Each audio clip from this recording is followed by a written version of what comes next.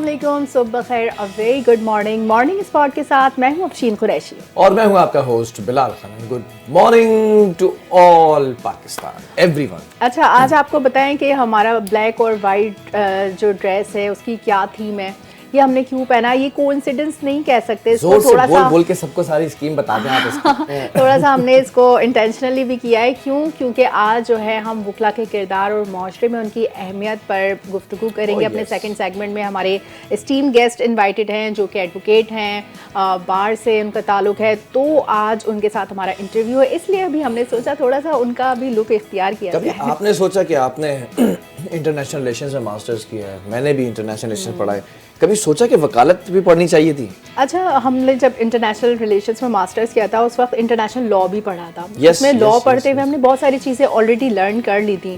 तो उसमें जब एक चीज़ होती है ना, जब आप उसी फील्ड में प्रैक्टिकल जाते हैं तो उसमें आपको खुद भी देखना पड़ता है। अब जैसे मेरे लिए ये स्टूडियो लाइफ एक कन्फाइंड सी जगह, ये ज़रा ज़्यादा मुझे सेफ रखती है एज़ कम्पेयर टू कि मैं कोर्ट जाऊँ, इतने लोगों से इंटरेक्ट करूँ, फिर तरह तरह के लोग, फिर उनके मतलब चीज़ों के प्रॉज एंड कॉन्स होते हैं, तो दिस इज़ व्हाई। अच्छा, होता ये है कि मुझे जो है ना वो एक ऑफ़र दी गई कि आपने एक मास्टर्स किया इंटरनेशनल रिलेशंस में, दूसरा आपने कर लिया क्रिमिनोलॉजी के अंदर, नाउ कम टूवर्ड्स अस, तो आप जो है वो लॉ पढ़ें, पाकिस्तान के आइन को पढ़ें, कानून को पढ़ें, कानूनी शहादत पढ़ें, पीवीसी की शिक पढ़ें, वो सारी चीज़ें पढ़ी तो हैं लेकिन क्या ही अच्छा होता कि कमरे इम्तिहान के अंदर अगर वो उसका पर्चा भी दे देते तो शायद आज डिग्री होती और आज एडवोकेट बिलाल खान होते या फिर उससे आगे निकल के बैरिस्टर बिलाल खान होते। वैसे आप में कंप्लीट सलाहियत है एडवोकेट बनने की और बहुत अच्छी तरह से आप अपने मुकालमे अदा करते हैं, तो मेरे ख्याल में आपको तो प्रैक्टिकली इस फील्ड में जाना चाहिए क्योंकि आप डेयरिंग भी है माशाल्लाह। अच्छा, पड़ोसी मुल्क के अंदर ना फिल्में बनाई जाती हैं, जज साहब, अरे भाई वो जज है, जेल में डाल देगा।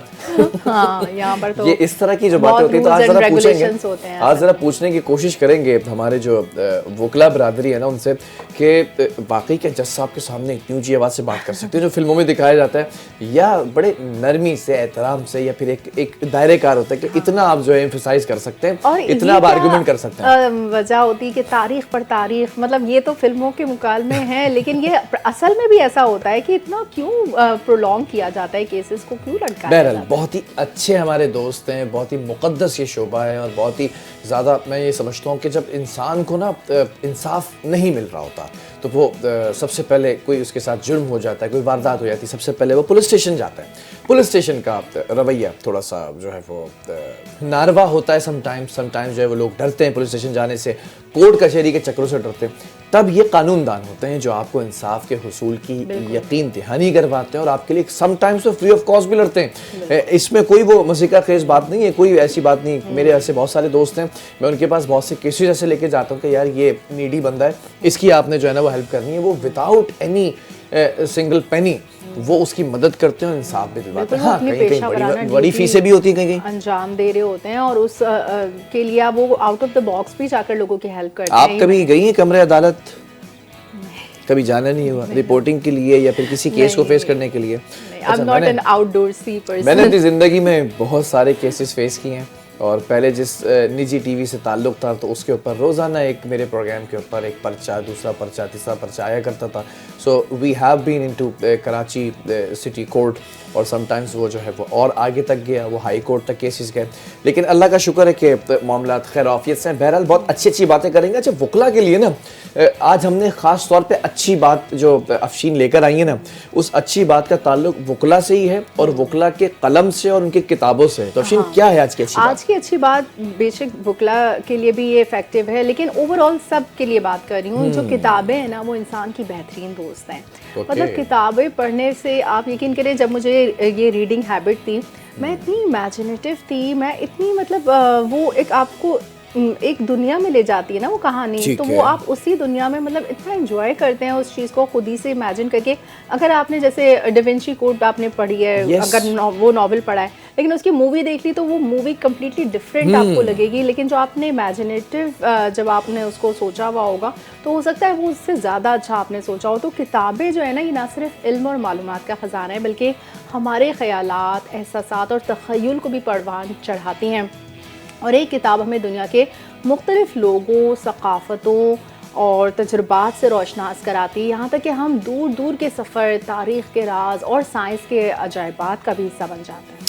बिल्कुल ऐसे ही किताबों की जब बात हो रही है तो किताबें हमें सोचना सिखाती हैं कि हमारे दिमाग को तेज़ कैसे किया जा सकता है। ज़िंदगी के जो बड़े पेचीदा किस्म के मसाइल होते हैं ना, रिलेट करें ज़रा आप ख़ुद को अफशीन की इस अच्छी बात से कि जो पेचीदा मसाइल होते हैं उनको समझने की भी सलाहियत जो है वो बढ़ती चली जाती है कि किस तरह से इनसे निकलना है।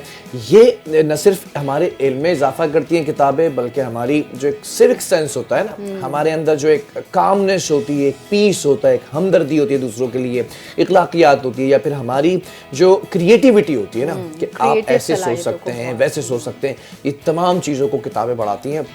बल्कि सबसे बड़ी मजे की बात कि सिर्फ वो किताबें नहीं जो काम की ही हैं, सिर्फ अगर कहानियों की बात कर लें तो कहानियों की जो किताबें बचपन से हम नानी दादी जो पढ़ के सुनाया करती थी, उनसे भी हमें बहुत सारे सबक मिलते हैं। चाहे कहानियाँ हो, शायरी हो, सवाने हयात हो, यानी कि उनकी मालूमाती किताबें हो, मालूमाती किताबें हो, एवरी सिंगल बुक। मतलब आप ये सोचें कि जो स्टोरी टेलिंग करती थी पहले माएँ अपने बच्चों को रात को क़ससुल अंबिया सुनाती थी, तो वो क़ससुल अंबिया जो यानी कि अंबिया के जो किस्से होते थे उनको सुनाने से बच्चों की तरबियत भी हो रही होती थी और उनकी इमेजिनेटिव सलाहियतें भी बढ़ती थी, वो इस चीज़ को जज्ब करते थे अपने अंदर। तो हर किताब अपने अंदर एक नया जहान छुपाए रखती है जिसमें हर बार कुछ ना कुछ नया सीखने को मिलता है। यही वजह है कि किताबें इंसान की सबसे ज़्यादा वफादार दोस्त समझी जाती हैं, जो कभी आपसे नाखफा होती हैं, आपकी रहनुमाई करती हैं, हर दौर में आपके साथ रहती हैं।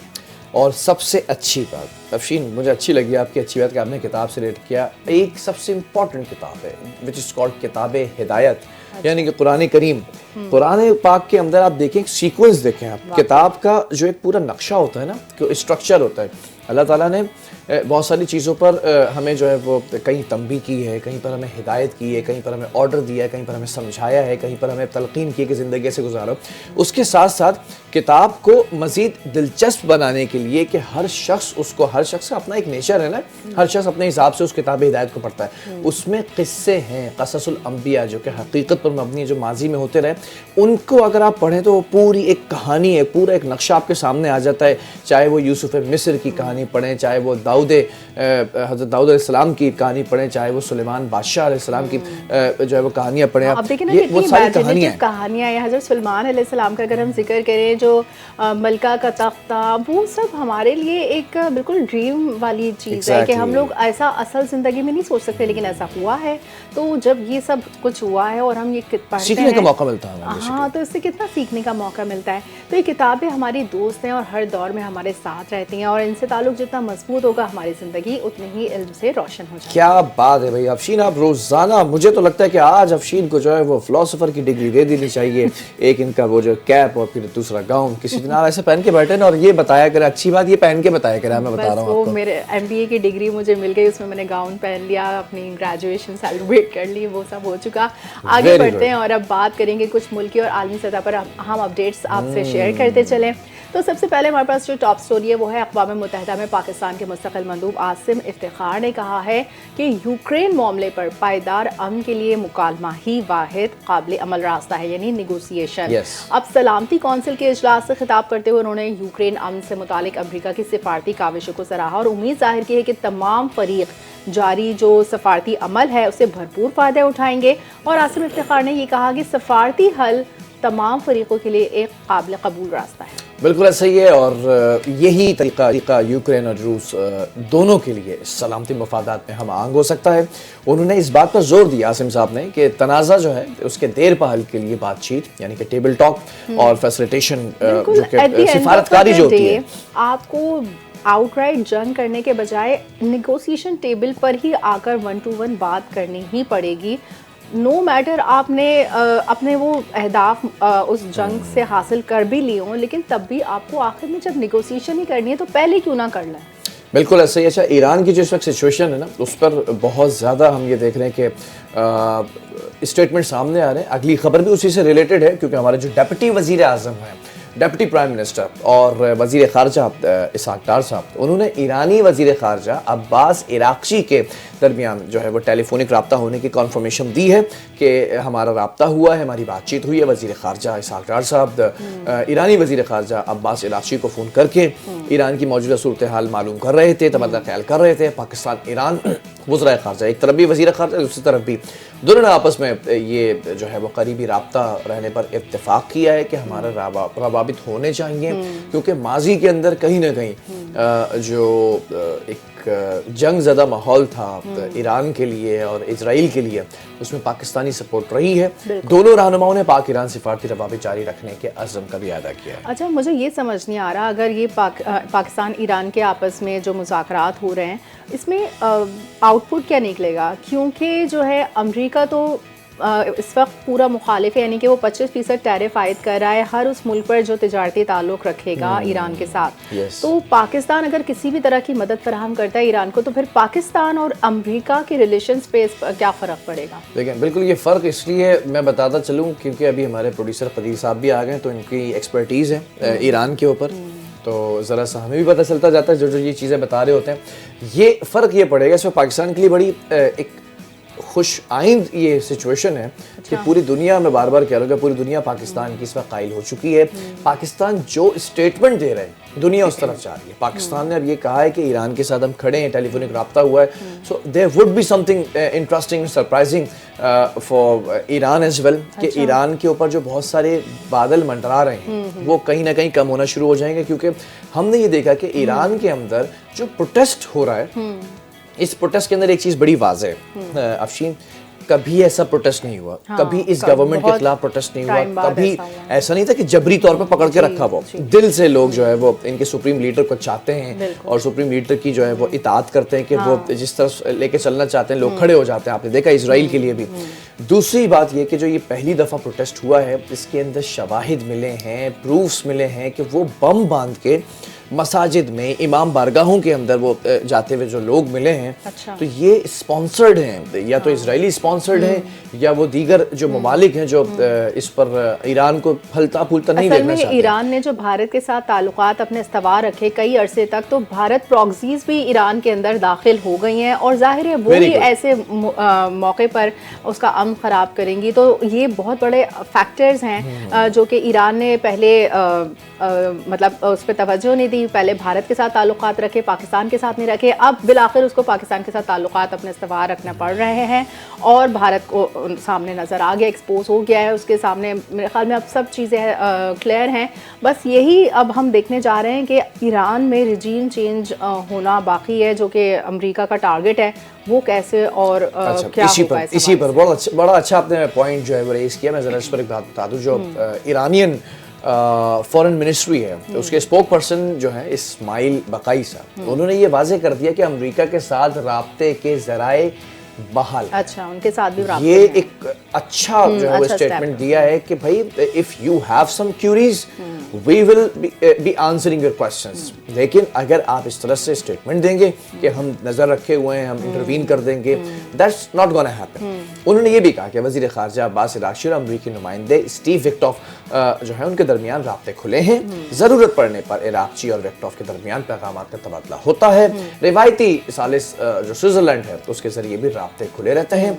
उन्होंने ये भी वाज़ेह कर दिया कि अमेरिका ने कुछ मामलात का जिक्र किया, कुछ उमूमी ख्यालात सामने आए, मजमूई तौर पर ईरान कभी मुज़ाकरा से पीछे नहीं हटा है। बिल्कुल। अब अमेरिका की तरफ से जो मतज़ाद स्टेटमेंट्स आ रही हैं, उनकी तरफ से संजीदगी के फुक़दान को ये ज़ाहिर करता है। तो अब यही देखना है कि अमेरिका और ईरान के दरमियान क्या ऐसा मतलब मुआहिदा होता है कि जिससे ये सूरत हाल मज़ीद ना बिगड़े। वहाँ पर जो करेंसी क्राइसिस इस वक्त आया हुआ है, महंगाई का ज़ोर है, फिर आइसोलेशन में भी है ईरान, जिसकी वजह से उस पर सैंक्शंस हैं, 10 तरह की वो पाबंदियों को सामना फेस करना पड़ा है, तो आखिरकार कोलैप्स होने के बहुत करीब है। बिल्कुल ऐसा ही है। अच्छा, हमने ये जो लास्ट बुनियाद मरसूस जंग जीती थी, इसमें कलीदी किरदार था हमारी पाक एयरफोर्स का, तो एयरफोर्स का दौरा करने दुनिया के बड़े बड़े लीडरान आते हैं और आए हैं। यही खबर है इंडोनेशिया के जो वजीर दिफा हैं, जो डिफेंस मिनिस्टर हैं, उन्होंने एयर हेडक्वार्टर इस्लामाबाद का दौरा किया, जहां उन्होंने air chief marshal Zaheer Ahmed Babar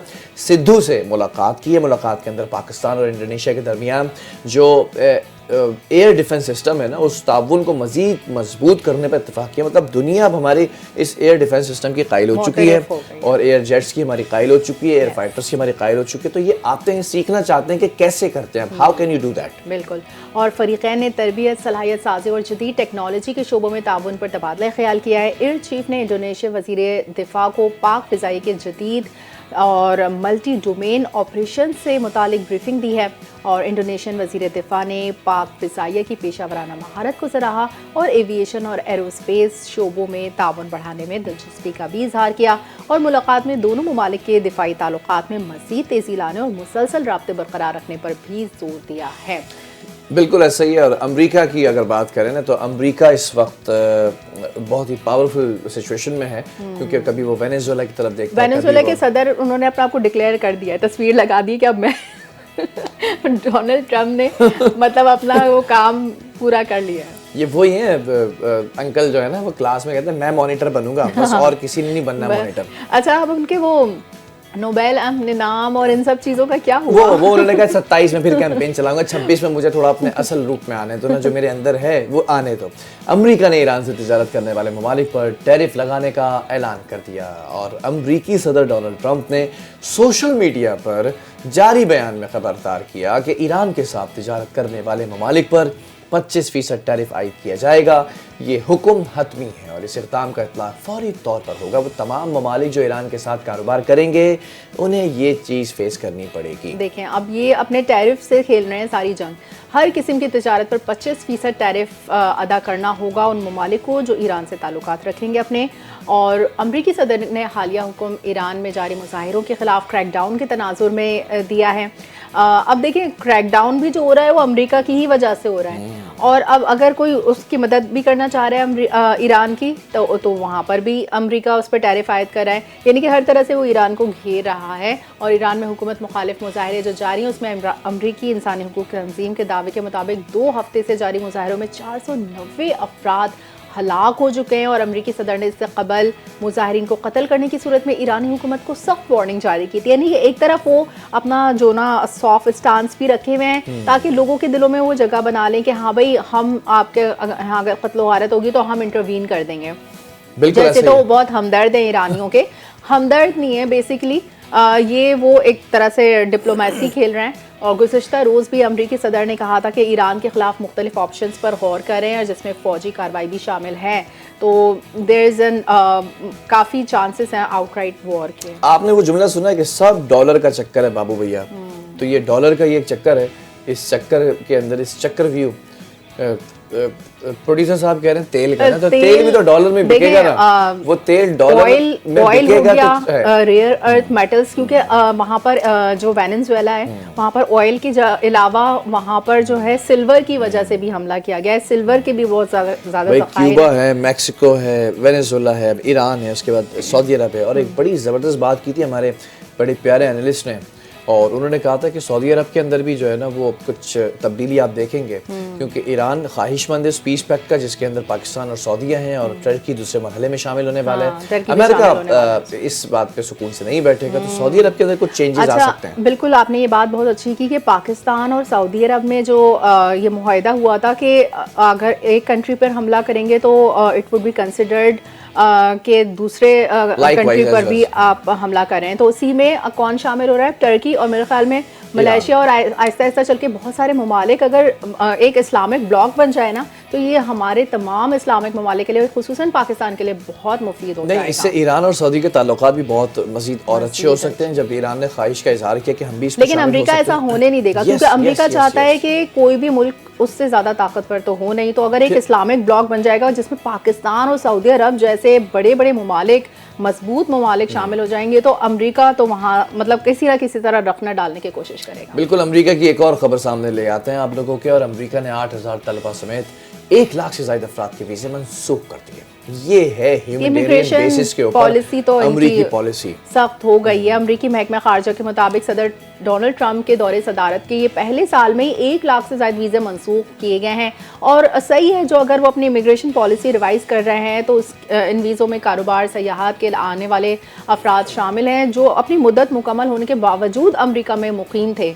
तो उन पर तो क्रैकडाउन होना सही है। और महकमा खारजा जो है उनके मुताबिक जिन अफराद के वीज़े मनसूख हुए उनमें 8000 तलबा और रोज़गार के लिए आने वाले 2500 अफराद भी शामिल है। और उनमें बेशतर अफराद वो हैं जिनके खिलाफ कोई क्रिमिनल रिकॉर्ड है या कानूनी खिलाफ वर्जियों के शवाहिद मौजूद हैं, जैसे शराब नोशी या गाड़ी चलाने या तशद्दुद, चोरी, बच्चों से बदसलूकी और मनीशात की तकसीम और माली बदअनवानी की बुनियाद पर वीज़े मनसूख किए गए। बिल्कुल ऐसे महकमा खारजा ने वाज़ेह कर दिया कि अमरीका को महफूज रखने के लिए मुल्क बदरी और वीज़ा मंसूखी की कार्रवाइयाँ जारी रहेंगी। याद रहे कि गुज़िश्ता साल अगस्त के अंदर ट्रंप इंतज़ामिया ने 55 मिलियन अफराद के वीज़ों का जायज़ा लेने का ऐलान किया था और वो जायज़ा लेना शुरू कर दिया है। बहरहाल, let's talk about Palestine.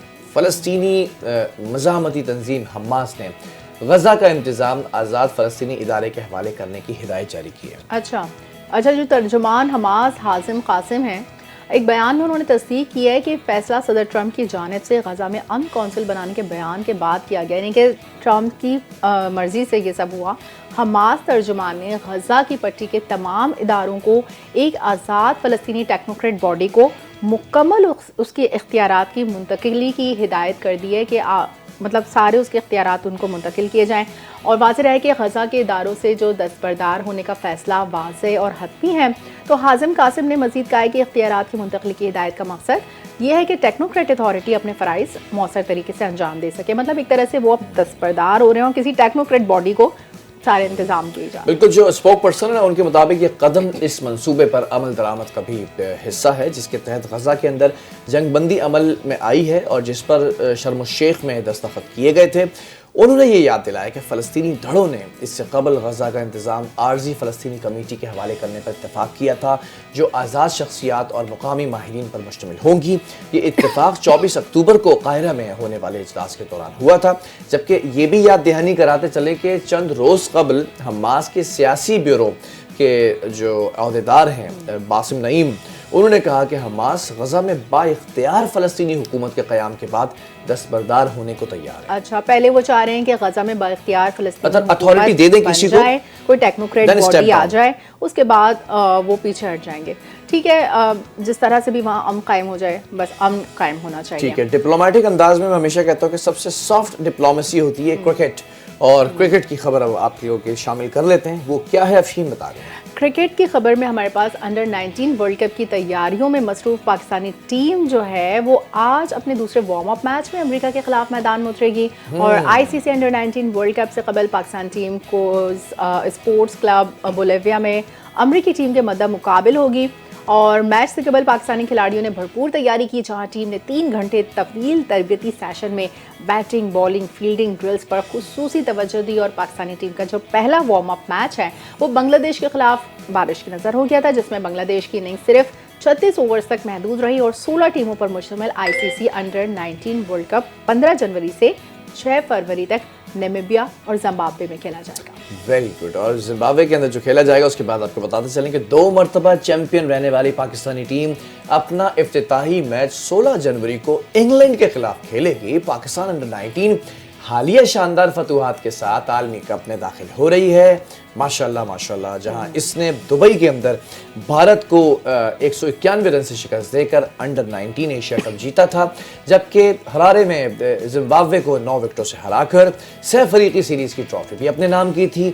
Head coach की बात कर लें, जो कि सारे क्रेडिट को इनको जाता है, जो शाहिद अनवर हैं, उनका कहना है कि माजी करीब में कामयाबियों के बाद खिलाड़ियों के हौसले बुलंद हो चुके हैं और टीम वर्ल्ड कप के अंदर बेहतरीन परफॉर्मेंस दिखाने के लिए रेडी है। ज़बरदस्त। अच्छा, उनके मुताबिक कोचिंग स्टाफ हर खिलाड़ी के साथ इंफरादी तौर पर काम कर रहा है और अगर टीम अपनी सलाहियतों पर एतमाद रखे तो किसी भी हरीफ के खिलाफ मुस्बत नताइज हासिल किए जा सकते हैं। ये तो अच्छी बात हो गई, मोटिवेशन भी रहनी चाहिए टीम में। ताकि स्पोर्ट्समैन ऐसे ही पाकिस्तानी टीम क्यों नहीं खेलती है? हमारी जो नेशनल टीम है अंडर 19 खेल रही है, अंडर 20 खेल रही है, मतलब इनसे इंस्पिरेशन लेनी चाहिए। अब तो मैं यही कहूंगी, क्या नहीं इंस्पिरेशन नहीं ले, इनसे ट्रेनिंग ले लें, ट्रेनिंग ले खुदा का वास्ता। आप गली मोहल्ले में ट्रेनिंग ले लें, लोग इतने अच्छा खेल रहे थे, आप मतलब नेशनल लेवल पे क्या करते हैं? मैं ये देख रहा था हमारे पास टेप बॉल किस कदर टैलेंट है, किस कदर टैलेंट हमारे पास टेप बॉल का है।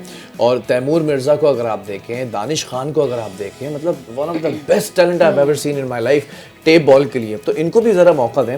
और अब अगला सेगमेंट क्या है अफशीन? अगला सेगमेंट हमारे पास मौसम की सूरत हाल से रिलेटेड है कि मुल्क भर में मौसम सर्द और खुश्क, जबकि बाज़ इलाकों में बारिश और पहाड़ी इलाकों में बर्फबारी का सिलसिला जारी है। पंजाब, खैबर पख्तूनख्वा, सिंध, बलूचिस्तान के बेशतर इलाकों में शदीद सर्दी की लहर बरकरार है। और जाहिर है जब सर्दी होती है उसमें धुंध होती है, हद निगाह कम होती है, तो ट्रैफिक की रवानी भी मुतासर होती है। मोटरवे पुलिस के मुताबिक धुंध के बायस मोटरवेज की बंदिश अवाम के जान माल के तहफ़्फ़ुज़ के लिए की गई है। हद निगाह में लेन की खिलाफ वर्जी और तेज़ रफ्तारी खतरनाक हादसात का सबब बन सकती है, तो इसलिए आप तर्जुमान की हिदायत के मुताबिक चलें, लेन डिसिप्लिन की खिलाफ वर्जी ना करें और गैर ज़रूरी सफ़र से गुरेज करें। बिल्कुल, मैं यहाँ देख रहा था, मुझे ऐसा लग रहा था जैसे मैं रेडियो सुन रहा हूँ ना, रेडियो के ऊपर मतलब हमें याद हो गई है रोज़ रोज़ ये खबरें पढ़ के, तो हमने अपने ही लफ्ज़ों में बयान कर दिया। Very good. मोटरवे पुलिस ने शहरियों को ये हिदायत कर दी है कि भाई धुंध के दौरान दिन के औकात में सफर करें, रात में नहीं करें, हादसे का बाइस बन सकता है। जबकि सुबह 10 बजे से शाम 6 बजे तक ये औकात बताए गए हैं, जो कि निस्बतन महफूज है।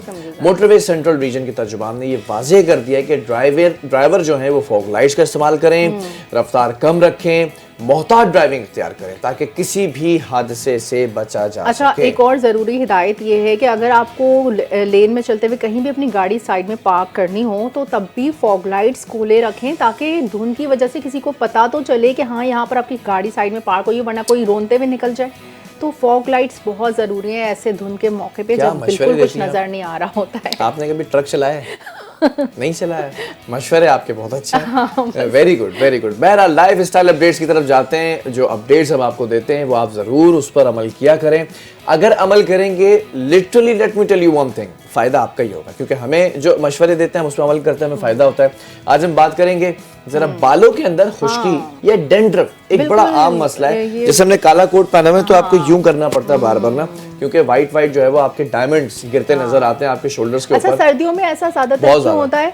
क्योंकि खुश्की बहुत ज़्यादा होती है, सर्दी में ड्राइनेस बहुत होती है। और आप ठीक है जितनी भी ऑयलिंग कर लें, लेकिन आपको रेगुलरली तो हम लोग जैसे ऑयलिंग नहीं कर पा रहे होते, तो फिर ये डैंड्रफ का मसला ज़रा बढ़ता हुआ नज़र आ जाता है, जो कि परेशानी का सबब बनता है। और इससे ज़ाहिर है जिसकी वजह से सर में खुश्की हो जाती है, ख़ारिश होती है, तो फंगस भी लग जाती है, तो इससे बाल गिरने का भी ख़तरा होता है।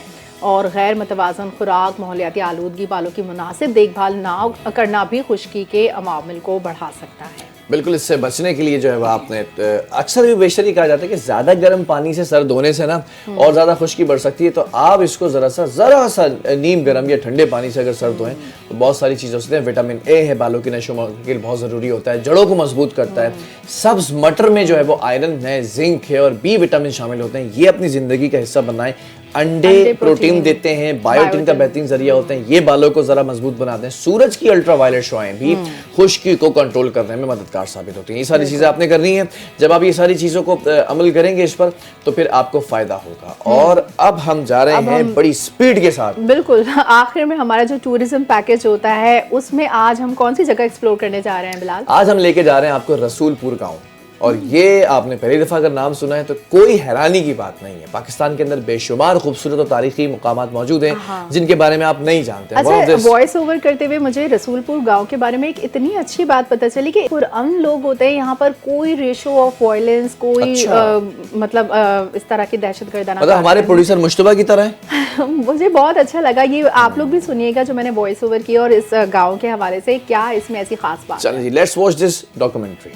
पाकिस्तान में बेशुमार खूबसूरत और तारीखी मुकामात मौजूद हैं, लेकिन एक ऐसा मुनफरिद गांव भी है जिसने न सिर्फ मुल्क बल्कि दुनिया भर में अपनी मिसाल कायम करके पाकिस्तान का नाम रोशन किया है। ये गांव तहसील जामपुर के शुमाल में वाक़ छोटा सा रसूलपुर है, जहां शरह ख़वानदगी 100% है और जराइम की शरह न होने के बराबर है। रसूलपुर के बच्चे, नौजवान, बूढ़े और खवातीन सब पढ़े लिखे हैं। यहाँ हर छोटी से छोटी दुकान पर ग्रेजुएट या MA का शख्स मौजूद होता है और अक्सर लोग डॉक्टर, पायलट, इंजीनियर, उस्ताद और दीगर आला इदारों में तैनात हैं। इस छोटे से गांव ने अमन, तालीम और बाहिनी ताउन की ऐसी मिसाल कायम की है जो मुल्क और दुनिया भर के लिए सबक आमूज है। यहाँ के बाशिंदे तालीम के फरोग में आगे हैं और अमन व अमान, खवातीन की शमूलियत और समाजी खिदमात में भी मिसाली किरदार अदा कर रहे हैं। रसूलपुर की आबादी चंद हजार पर मुश्तमिल है और लोग बलोची कबीले अहमदानी से ताल्लुक रखते हैं। गाँव ने कई बार कुदरती आफात, खुसूसन सैलाब का सामना किया, लेकिन 1933 में इसे दोबारा आबाद किया गया। इसके बाद 1935 में बाशिंदों ने अपनी मदद आप के तहत तलबा और तालिबात के लिए पहला प्राइमरी स्कूल कायम किया, जिसने इल्म की रोशनी फैलाई। अमन व अमान के लिहाज से